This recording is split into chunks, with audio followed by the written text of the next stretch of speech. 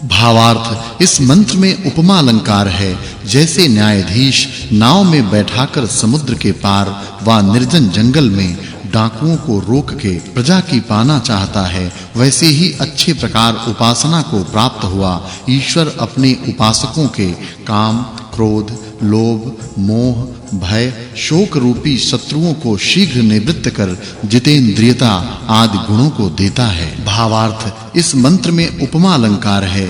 जैसे पार करने वाला मल्लाह सुख पूर्वक मनुष्य आदि को नाव से समुद्र के पार करता है, वैसे तारने वाला परमेश्वर विशेष ज्ञान से दुख सागर से पार करता है और वह शीघ्र सुखी करता है। इस सूक्त में सभाध्यक्ष अग्नि और ईश्वर के गुणों के वर्णन से इस सूक्त के अर्थ की पिछली सूक्त के अर्थ के साथ संगति जाननी चाहिए। यह 97वां सूक्त और 5वां वर्ग समाप्त हुआ। अब 98वें सूक्त का आरंभ है।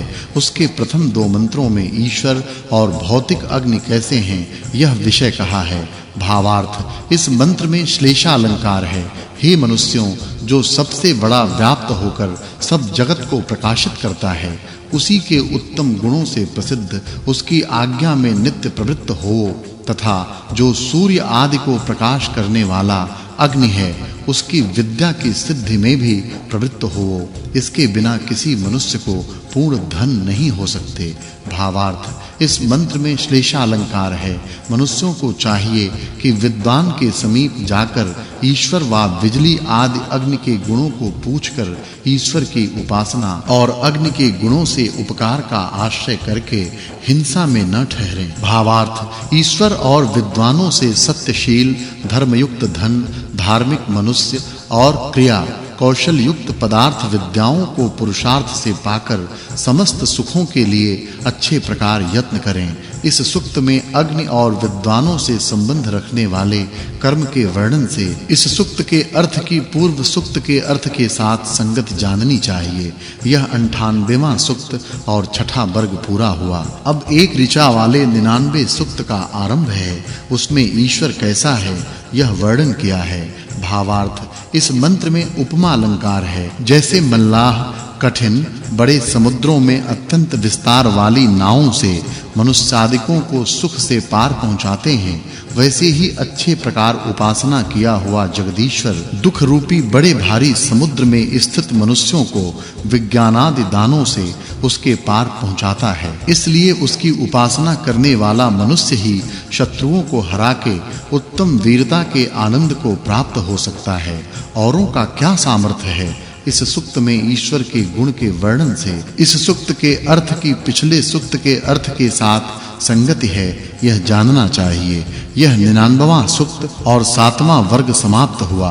अब 19 ऋचा वाले 100वें सूक्त का आरंभ है। उसके प्रथम मंत्र में सूर्य लोक कैसा है, यह विषय कहा है। भावार्थ इस मंत्र में वाचक् लुप्तोपमा अलंकार है।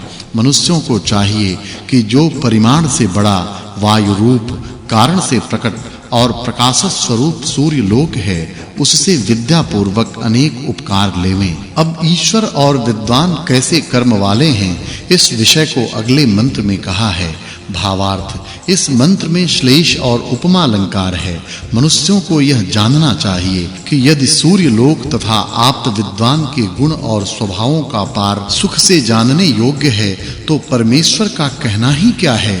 इन दोनों के आश्रय के बिना किसी की पूर्ण रक्षा नहीं होती, इससे इनके साथ सदा मित्रता रखें। भावार्थ इस मंत्र में श्लेष और उपमा अलंकार है। जैसे सूर्य के प्रकाश से समस्त मार्ग अच्छी प्रकार देखने और गमन करने योग्य तथा डाकू, चोर और कांटों से रहित प्रतीत होते हैं, वैसे वेद द्वारा परमेश्वर व विद्वान के मार्ग अच्छे प्रकार प्रकाशित होते हैं। निश्चय ही उनमें चले बिना कोई मनुष्य वैर आदि दोषों से अलग नहीं हो सकता। इससे सबको चाहिए कि इन मार्गों से नित्य चलें। भावार्थ हे मनुष्यों, जो यथावत उपकार करने वाला सबसे उत्कृष्ट परमेश्वर व सभा आदि का अध्यक्ष विद्वान है, उसको नित्य सेवन करो। फिर वह सेना आदि का अधिपति कैसा है, इस विषय को अगले मंत्र में कहा है। भावार्थ इस मंत्र में उपमा अलंकार है। सेना आदि का अधिपति पुत्र के तुल्य सत्कार किए हुए और शस्त्र अस्त्रों से सिद्ध होने वाली युद्ध विद्या से शिक्षा दिए हुए सेवकों के साथ वर्तमान बल संपन्न सेना को अच्छे प्रकार संगठित कर अति कठिन संग्राम में भी दुष्ट शत्रुओं को हराता हुआ और धार्मिक मनुष्यों की पालना करता हुआ चक्रवर्ती राज्य कर सकता है। वह सारी सेना तथा प्रजा के जनों द्वारा सदा सत्कार करने योग्य है। भावार्थ इस मंत्र में वाचक् लुप्तोपमा अलंकार है। जैसे सूर्य को प्राप्त होकर सब पदार्थ अलग-अलग प्रकाशित हुए आनंद के करने वाले होते हैं, वैसे ही धार्मिक न्यायाधीशों को प्राप्त होकर पुत्र, पौत्र, स्त्री तथा सेवकों के साथ वर्तमान विद्या, धर्म और न्याय में प्रसिद्ध आचरण करने वाले होकर मनुष्य कल्याण करने वाले होते हैं।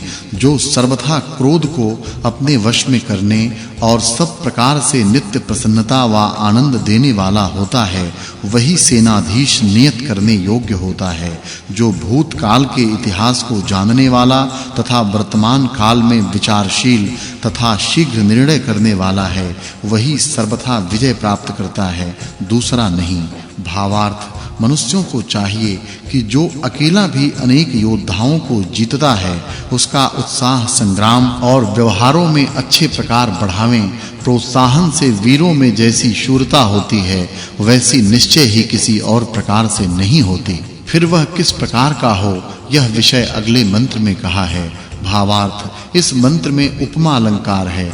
हे मनुष्यों, जो शत्रुओं को जीत और धार्मिकों की पालना कर विद्या और धन की उन्नति करता है, जिसको पाकर सूर्य प्रकाश के समान विद्या के प्रकाश को प्राप्त होते हैं, उस मनुष्य को आनंद मंगल के दिनों में आदर सत्कार देवें, क्योंकि ऐसा किए बिना किसी को अच्छे कामों में उत्साह नहीं हो सकता। भावार्थ जो सेना की रचनाओं और सेना के अंगों की शिक्षा व रक्षा के विशेष ज्ञान को तथा पूर्ण युद्ध की सामग्री को इकट्ठा कर सकता है, वही शत्रुओं को जीतने और प्रजा की रक्षा करने योग्य है। भावार्थ मनुष्यों को चाहिए कि जो पुर, नगर और ग्रामों का अच्छे प्रकार रक्षा करने वाला व पूर्ण सेनांगों की सामग्री सहित जिसने कला कौशल तथा शस्त्र अस्त्रों से युद्ध क्रिया को जाना हो और परिपूर्ण विद्या व बल से पुष्ट शत्रुओं के पराजय से प्रजा की पालना करने में प्रसन्न होता है, वही सेना आदि का अधिपति करने योग्य है, अन्य नहीं। फिर वह कैसा है, इस विषय को अगले मंत्र में कहा है। भावार्थ इस राज व्यवहार में गृहस्थ को छोड़कर किसी ब्रह्मचारी, वनस्थ व यति की प्रवृत्ति होने योग्य नहीं है, और न कोई अच्छे मित्र और न बंधुजनों के बिना युद्ध में शत्रुओं को परास्त कर सकता है। ऐसे धार्मिक विद्वान के अतिरिक्त कोई सेना आदि का अधिपति होने योग्य नहीं है, यह जानना चाहिए। भावार्थ इस मंत्र में उपमा अलंकार है। मनुष्यों को जानना चाहिए कि कोई मनुष्य धनुर्वेद के विशेष ज्ञान और उसे यथा योग्य प्रयोग तथा शत्रुओं के मारने में भय देने वाले तीव्र अगाध सामर्थ्य और प्रबल बढ़ी हुई सेना के बिना सेनापति नहीं हो सकता, और ऐसे हुए बिना शत्रुओं का पराजय तथा प्रजा का पालन हो सके, यह भी संभव नहीं है, ऐसा जाने। भावार्थ इस मंत्र में उपमा अलंकार है। सभासद, भृत्य, सेना और प्रजाजनों को चाहिए कि ऐसे उत्तम कामों का सेवन करें जिनसे बढ़े हुए विद्या, न्याय, धर्म व पुरुषार्थ सूर्य के समान प्रकाशित हों, क्योंकि ऐसे कामों के बिना उत्तम सुखों का सेवन, धन और रक्षा नहीं हो सकती। इससे ऐसे काम सभाध्यक्ष आदि को करने योग्य हैं। भावार्थ जो सत्पुरुषों का मान, दुष्टों का तिरस्कार, पूरी विद्या, धर्म की मर्यादा,